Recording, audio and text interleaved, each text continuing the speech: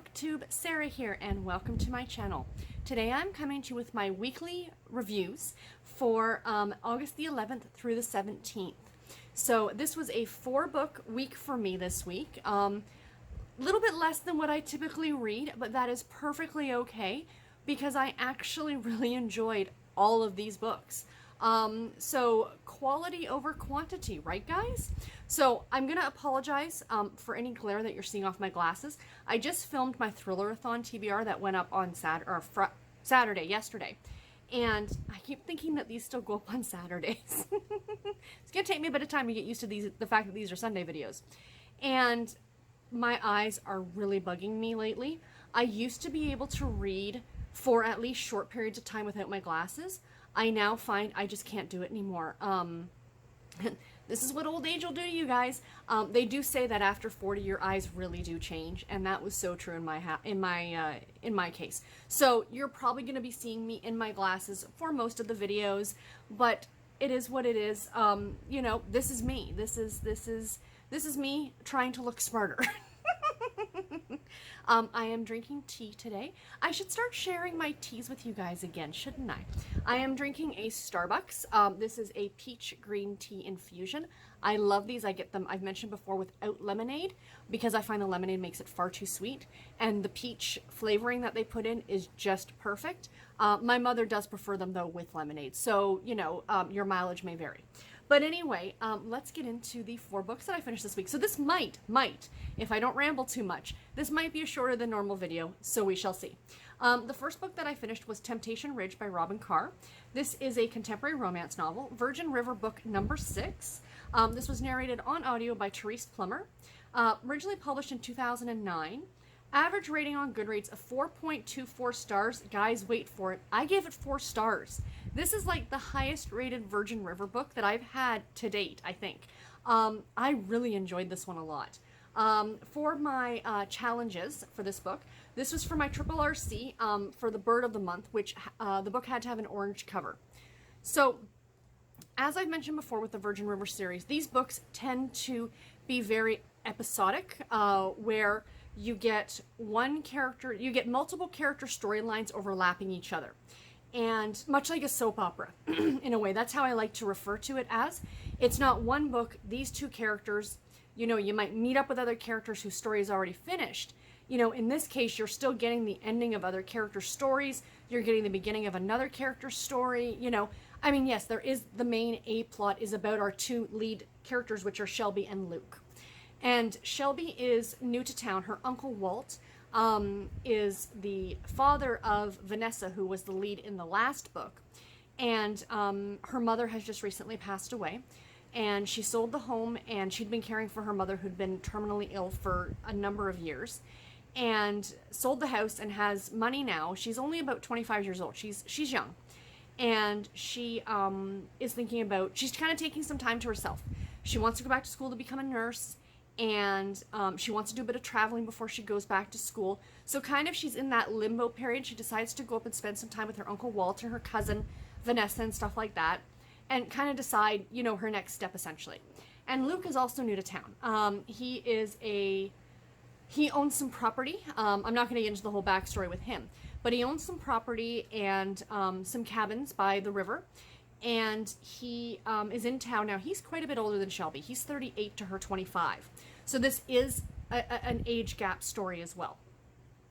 And at first he actually thinks that she's not even legal age because she looks so young. But, you know, quickly comes to find out that yes, she is, and, you know, things like that. And then the 2 of them start up a relationship. So the book is pretty much about their relationship. Now, that is not what prompted me to give this a 4-star rating. There were a few things in this book that I really, really appreciated that it just kind of pushed it from a 3.5 to a 4-star for me. And that first thing was there was a character in this book who I really fell in love with. His name was Art. And he has Down syndrome. And he has a very sad story. Luke is kind of dealing with he's part of Luke's narrative, if you will. And Luke finds him kind of sleeping in one of these cabins one morning. And he's kind of been out alone for days. His clothes are dirty. He has a bruise on his face. Somebody's obviously beaten him up. Turns out he came from a very, very bad foster home. not a foster home, because he's an adult. Art is an adult. I think he's 30, but it's a home for adults with Down syndrome where they can live and go and have jobs and have a life and like be normal, quote unquote. I don't want to I don't want to belittle it, let's put it that way. I mean, he is no different than anybody else. He just has Down syndrome. Anyway, his story was really, really sad. Like, these people who ran this kind of, adult home were essentially only doing it for the money, that they were getting part of their, I guess, government subsidy or something like that. And he was working at this grocery store, and the manager of the grocery store hit him for whatever reason. So Luke kind of takes him under his wing and, gives him a job and a place to live. And it was really heartwarming, and I really, really liked it. The other thing in this book that I really liked, and you guys are going to laugh, is the reason I put this down as something that I really appreciated was because of the way the rest of the books have gone. For a series titled Virgin River, there are more pregnancies and babies in this series than I've ever seen in anything. If you are trying to get pregnant and you're having troubles, and I'm not being funny here, I'm being completely honest, I feel that this would not be a good series for anyone dealing with infertility issues, because there is something evidently in the water, because every single character ends up pregnant. That's like every single book you have had a character who has ended up having a baby or getting pregnant. What I loved about this one is Shelby did not. I kept waiting for it. I'm like, right up until the end, I'm like, and then she's there, because they were being very safe. Of course, they were having, adult relations, and they were being safe. And I thought, just watch. Something's going to fail. And that didn't happen. So I found that refreshing, that not everybody had to get pregnant in Virgin River. And the last thing, that towards the end of the book, I don't want to give too much away, but there is this, there's a bus accident. That's all I'm going to say. And I was listening to it, because I obviously listen to this on audio, on my ride home from work, and I actually got a little bit teary-eyed at that scene, and I thought, this is Robyn Carr's writing. This is how, I feel that the first few books were not up to caliber, at least in my opinion, and now they're starting to get better, and I'm super, super loving them. Or I super love this one. So I am looking forward to finishing off the rest of the series. Unfortunately, as I've already mentioned, I'm kind of dropping my stacking the series for the rest of the year, but I eventually will get to the next book. I originally had this book and the next book on my TBR for August. The next book has been dropped for Thrillerathon, which is the video that went up yesterday. So yeah, I won't be reading it this month, but I will eventually get to it, and I am looking forward to it. The next book that I finished was A Duke in the Night by Kelly Bowen. I have a copy of it right here. This is a historical romance novel. Book number 1 in the Devils of Dover series. This was published originally in 2018. Average rating on Goodreads of 3.90 stars. I gave this one 4.5 stars. I really liked this book. For my challenges, this was for my summer romance book bingo. This was the August group read. And I am so, so happy that I picked it up. I decided to have this one be the group read, because this is an author I was unfamiliar with, but now I want to read all of her work. So this is the story of a man by the name of August, which was a little confusing because it takes place over the summer. And I'm like, okay, are they talking about the month or the guy at this point? And then her name is Clara. So essentially, he grew up in poverty, and his father lived in a poorhouse for a number of years. And then he became a duke by chance. Like, it was his great uncle or something like that died, and there was no heirs, like immediate male heirs, so he was the closest in. Do you know what I mean? How that all works? And he became a duke, and he got money, and now he's become this businessman, essentially. And much like, the guy on the Monopoly board, he is buying properties left, right, and center. And one of the properties that he ends up buying is I cannot remember, Havern Hall School for Young Ladies, which is run by Clara. And she doesn't know that he's the one who bought it, because he does a lot of this buying not under an assumed name, but under assumed company names. So it can be traced back to him legally. It's nothing illegal. It's just so his name isn't necessarily on those documents. And his sister, who's a number of years younger than him, ends up spending the summer at this, like a summer school, essentially. And, you know, in the stipulation when he bought the school, he was going to let her have one more term with the students. Well, it turns out that this school is a bit of an affront to teach young ladies how to succeed in male-dominated businesses, or in male-dominated occupations, I should say. So all the young ladies, when they were filling out these forms to come for the summer program, were like, you know, the question was, when she interviewed with them, if you could be anything that you wanted to be, what would it be? And it was like a doctor, or a lawyer, or a teacher, which are jobs that women did not hold. Women at this time period, I think this takes place in what, 1819? Is that when it starts? 1819. They were expected to get married and have babies and look after the house. That was it. You know, a governess, perhaps, if you were of a lower class, or a housemaid, or what have you. But you weren't going to go to school to be a lawyer. You weren't going to go to school to be a doctor. And she's allowing them to kind of live these occupations and, you know, see if it's something they could actually do. You know what I mean? And I love that. I think that's what really gave this the edge for me. This book, you know, gave this book the edge for me, is how progressive it was for the time period that it took place in. You know, I have to wonder, were there really places like this that were teaching girls these things? And I kind of love it. And even nowadays in 2019, you know, 100 and how many years later? Can I math? 20? 200 years later? You know, you still hear that, you know, a woman can't do this or a woman can't do that. Yeah, we can do everything that anybody else can do. But yeah, I really, really love this. I loved both of our main characters. I liked all the other characters in this. This is the first in a series. There are 2 more books after this, and I'm super looking forward to getting to them. So yeah, I recommend this one if you are a fan of historical romance and you have not read Kelly Bowen. Definitely do so. And can we just talk about him, please, just for a second? God. You know who he kind of looks like in the face? He kind of looks like Jamie from Outlander, or is that just me? Like, he could be like, you know, Jamie's like English cousin or something. You know what I mean? Yeah. Very easy on the eyes. So yes, very much enjoyed that book. The next book that I finished was Runaway Vegas Bride by Theresa Hill. This is a contemporary romance novel. It is Harlequin Special Edition number 2034. This was originally published in 2010. Average Goodreads rating of 4 stars, and I also gave it 4 stars.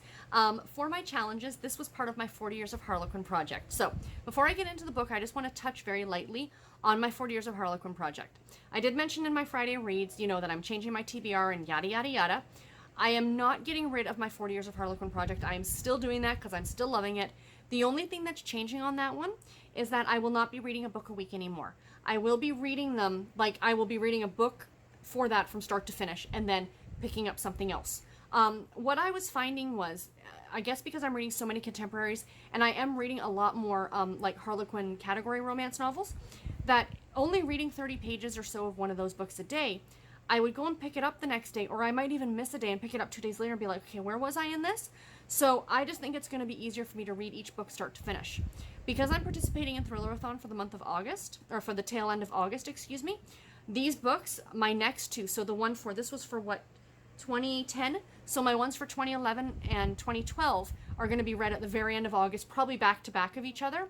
They're still going to get read when this Friday comes, this Friday's video.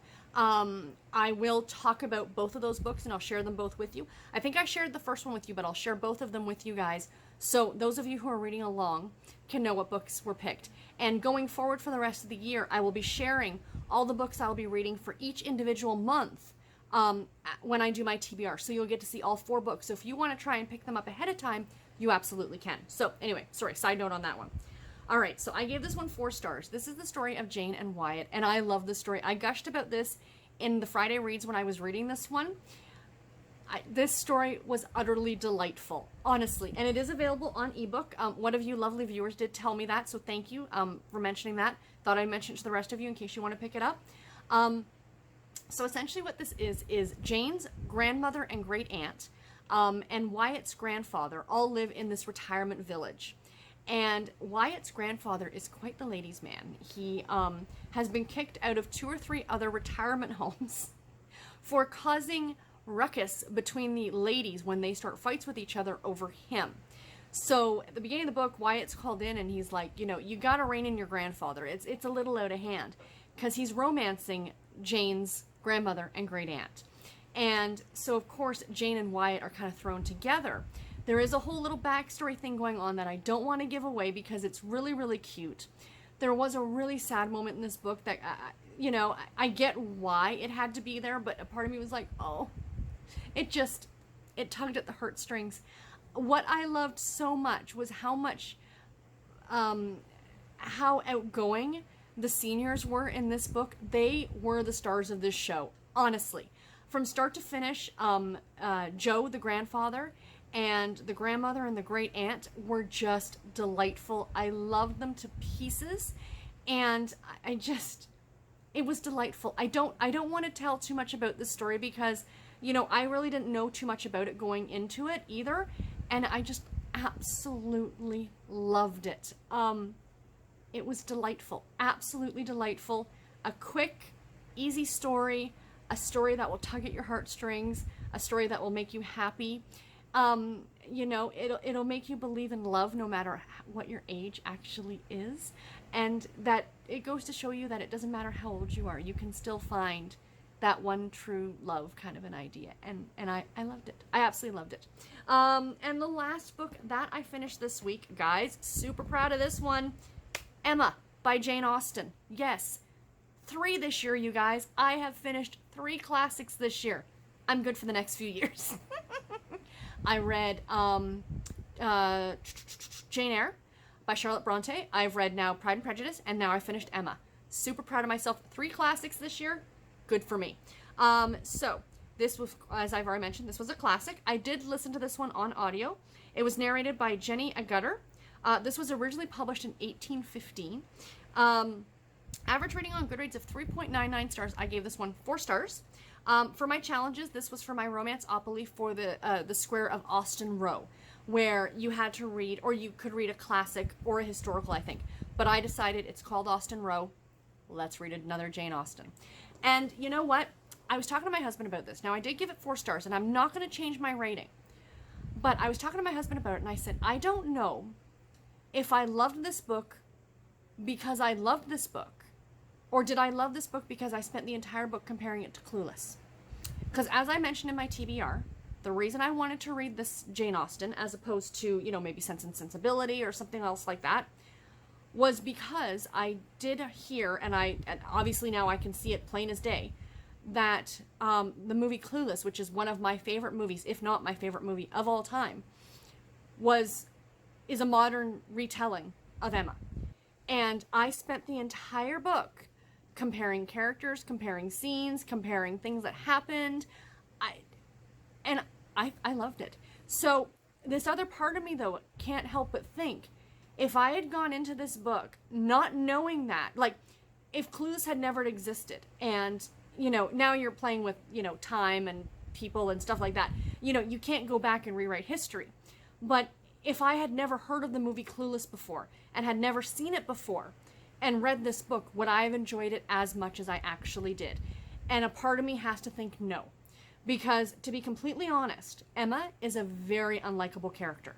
I know a lot of other people have said this as well. She just wasn't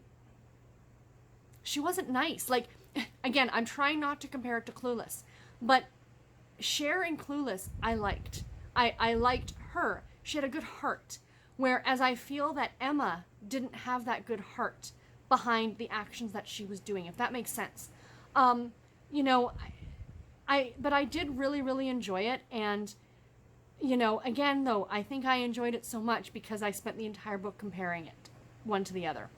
And I do now want to go ahead and watch Clueless. I'm debating on actually watching it today or Sunday or whatever day you guys actually watch this video. Just because I have such an interest to read it now. And I almost now want to give extra kudos to, what's her name? Who was the director or writer on this? Amy something or other? I'll put the name here if I remember to do that. The one who wrote or directed Clueless. Heckerling, is that her last name? Kudos to her for doing a bang-up job with the source material. I mean, right from the get-go, I'm like, Elton is Mr. Elton. You know, Mr. Knightley is, of course, oh my gosh, what's her Josh, you know, her stepbrother, Paul Rudd. Who doesn't love Paul Rudd? I love Paul Rudd. He hasn't aged a minute. Not since Clueless came out, not to even now to the new Avengers movies.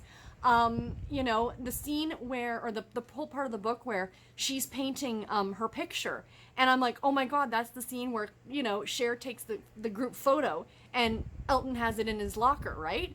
I loved it. I loved the comparison, and, you know, am I wrong for that? Possibly. And a lot of you Austen enthusiasts, and those of you who live and die by Jane Austen or think she's the greatest thing ever, I'm not discounting that she's not a great writer. I think she is. I think she's a fabulous writer.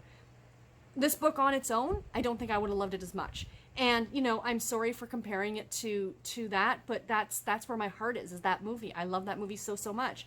So maybe now a part of me kind of wants to watch an Emma movie. If any of you have a suggestion, because I know there's probably a bunch of different movies like Emma. I know there's one with Gwyneth Paltrow. If someone can recommend a certain one to me, please do let me know in the comments below, because I would like to watch one. You know, just to see, you know, how it compares to the book. So yeah. So anyway, that is all that I finished this week, you guys. I am super proud of myself. All were good books. All I enjoyed. Everything was over a 4-star. So that's all over. Yeah, I had 3 4 stars and 1 4.5 star. That's a good week. So yeah, that's all I got. Please let me know in the comments below if you've read any of these books and what you thought about them. Please feel free to tell me how wrong I am that Emma is like the greatest book ever. I'm sorry, I just found her to be a very unlikely character, and I found her father to be extremely whiny and very much a complainer. Now granted, I know he had some sort of an illness, but God, he liked to complain. But yeah, I'm super glad that I read it, and I'm super glad that now I can go back and watch Clueless, and I think that's what I wish. I wish I had read Emma before seeing Clueless, but I would have never read Emma before I saw Clueless because I wasn't reading classics. I wasn't reading classics really up until this year, so that wasn't going to happen. But anyway, that's all I got for you guys this week. Take care and happy reading. Thank you all so very much for watching. Bye, guys.